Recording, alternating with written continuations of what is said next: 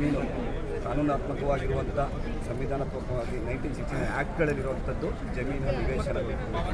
ಅದು ನಾವೆಲ್ಲರೂ ವಂಚಿತರಾಗ್ತೀವಿ. ಸುಮಾರು 30 ವರ್ಷ 40 ವರ್ಷ ಆದರೂ ಅವ್ರು ಸತ್ತೋದು ಸಹ ಅವ್ರು ಸಿಗ್ತಾರೆ. ಈಗ ಕಾನೂನಲ್ಲಿ ಅವಕಾಶ ಇದೆ, ಅವಕಾಶ ಎಲ್ರಿಗೂ ಕೊಡ್ತಿದ್ದಾರೆ. ಮೊನ್ನೆ ತಾನೇ ಮಾನ್ಯ ಕಂದಾಯ ಸಚಿವರು 1 ಲಕ್ಷ ಬಗರುಕುಂಗೆ 1 ಲಕ್ಷ ಜನಗಳಿಗೆ ಕೊಡೋಕ್ಕೆ ಜಮೀನಿದೆ, ಆದರೆ ಸೈನಿಕರು ಕೊಡೋಕ್ಕೆ ಮಾತ್ರ ಇಲ್ಲ ಜಮೀನು ಅಂತ ಹೇಳ್ತಾರೆ. ಇದೆಲ್ಲಿಂದ ಯಾವ ನ್ಯಾಯ ಅಂತ ಗೊತ್ತಿಲ್ಲ. ದೇಶಕ್ಕಾಗಿ ತ್ಯಾಗ ಬಲಿದಾನ ಮಾಡಿದಂಥ ಯೋಧರಿಗೆ ಇವತ್ತೊಂದು ದಿನ ಅಲಿದಾಡುವಂಥ ಪರಿಸ್ಥಿತಿ.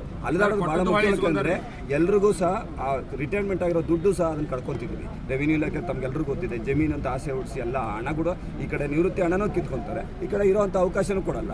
ಎರಡನೇದಾಗಿ ಉದ್ಯೋಗ ಅವಕಾಶ ಇದೆ 10%, ಅದರಲ್ಲೂ ರೋಸ್ಟರ್ ಪದ್ಧತಿ ಮೂಲಕ ನಮಗೆ ಅದನ್ನು ಡೈವರ್ಟ್ ಮಾಡಿ ಇವತ್ತಿನ ಯುವ ಪೀಳಿಗೆ ಜೊತೆಗೆ ನಾವು ಕಾಂಪಿಟೇಷನ್ ಮಾಡ್ತಾರೆ. ಇವಾಗ ನಾವು 18 ವರ್ಷಕ್ಕೂ ನಾವು 40 ವರ್ಷ ರಿಟೈರ್ಡ್ ಆಗೋ ಮೆಂಟಾಲಿಟಿಗೆ ನಾವು CH ಗ್ಲೇಷಿಯರ್ ಅಲ್ಲೆಲ್ಲ ಬಂದಾಗ ನಮ್ಮಿರೋ ಮೆಮೊರಿ ಪವರು ಯಾವ ರೀತಿ ನಾವು ಕಾಂಪಿಟೇಟಿವ್ ಎಕ್ಸಾಮಲ್ಲಿ ಮಾಡಬೇಕು, ಅದರಲ್ಲೂ ಕೂಡ ಕಂಡೀಷನ್ ಅಪ್ಲೈ ಥರ ಮಾಡಿ ಇಷ್ಟು ಪರ್ಸೆಂಟೇಜ್ ತೆಗಿಬೇಕು ಅನ್ನೋದಿದೆ. ಆಮೇಲೆ